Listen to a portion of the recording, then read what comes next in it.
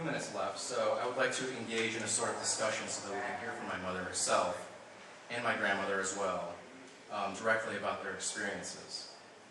If we could have my mother, my grandmother, and my Uncle George come up to the stage, I'd like to ask them a few questions. If that's possible.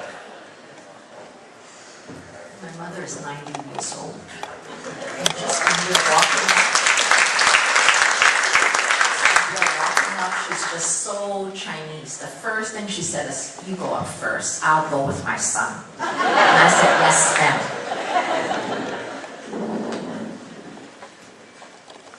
She won't give up until she got her son. So this is her. George is her youngest. So we have 3 girls and then King George. My mother never gives up either.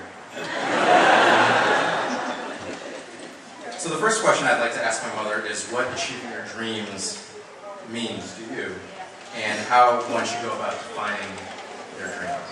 I'm so honored today. It's embarrassing because I just thought I'm the luckiest person on earth, especially today at this morning, get to come here, see a lot of old friends. And some of you actually reminded me today that my first clients, and so when I first started, I didn't get a good job. So as Asian as a Chinese, you all wanted me to get your bills. And they me come to the airport, and I know it's your way to support me because I was the first Asian lawyer aside from James Chen. But sometimes I think he doesn't count because he's born here. I'm the foreign born. So I want to thank you so much. And when my mom came to America, immigrating, you all have been so nice to them, and I want to thank you so very, very much. So what does it mean to achieve my dream? Now I'm living it. I have my good friends here. I have my banker here. So if you all need money, please use Fifth Third. I have a librarian. Oh my gosh, he can recommend me like 10 books to read. So what more can you ask in life? Thank you. Secondly, I think many of us in the audience would like to know, how has the city of Cleveland helped you achieve your goal? And from that, I want to thank all the people who spoke today, especially Mr. Ratner and Mr. Macheski. When I first came to Cleveland, because we couldn't afford a car, and I would take the train from downtown to Van Eyck at the end of the train and take the number 5 bus to go up to Spring Falls. That's where I lived for like $300 a month, renting an apartment. I was 26 years old. So I looked around, and that was 1976, 97, 76, 77. There's very few Chinese restaurants, and ones that you have is very much like the chop suey. And I thought, why not a great Chinese restaurant? So of course I didn't know any better. I didn't have any money. I was working for Central National Bank, who subsequently got bought out from Society, who subsequently bought out from KeyBank. So I called the mall, who answered that phone, Mr. Albert Ratner. So I talked to Mr. Ratner, and so much faith in us. He told us our story, his story about how his father came to America with nothing and built Forest City. And in those days, he was not that rich. So he negotiated a lease. He was 100 times richer than I was. So Rose was still in school. So we asked Rose to come to Cleveland to open that restaurant. And since then, the Ratner family has been our landlord. And that's why he talked about Ruth today. We call her Ruthie. Because Ruth is my mentor, and so is Mr. Ratner. So when it was a shock, not shock, because Ruth is older than I am.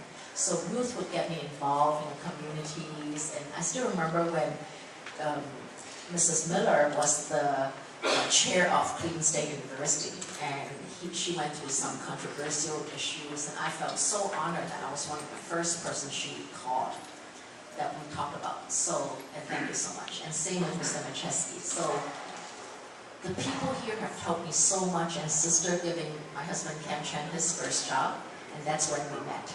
And thank you so much, Sister. Thank you. I'd also like to get my grandma involved a little bit. I have a question for her. With help of my Uncle George, who will translate. How have you helped your children achieve their dreams?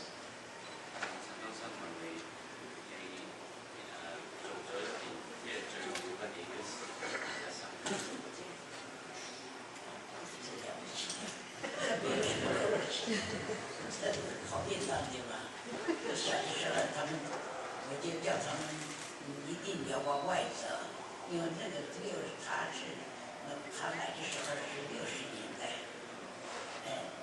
，Let me translate what Mom just said.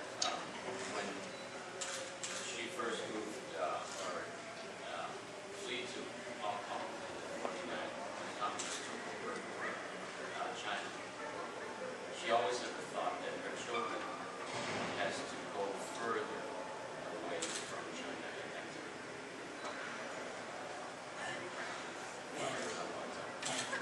那么我就那时候我就从他的爸爸商量，我说我们现在从上海到香港，从重庆抗战到香港到上海，上海又到香港，我说我们沿路是往外走的，不可能再回头就有。那么往外走。Mom at that time discussed with my father that we moved from Chongqing in China, that was the capital in China. They moved from Chongqing to Shanghai, Shanghai to Hong Kong. They are moving further and further away from the central of China. And she felt at that time that her children have to move even further away from China. That means leaving Hong Kong to the United States.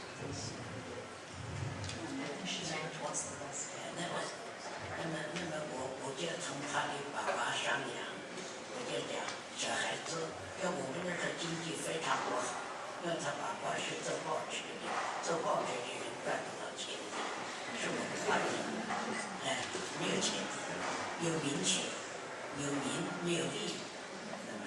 那么我就从他爸爸讲，我说他两个马贵从西西里，那个时候一个17岁，一个18岁，就中学毕业了。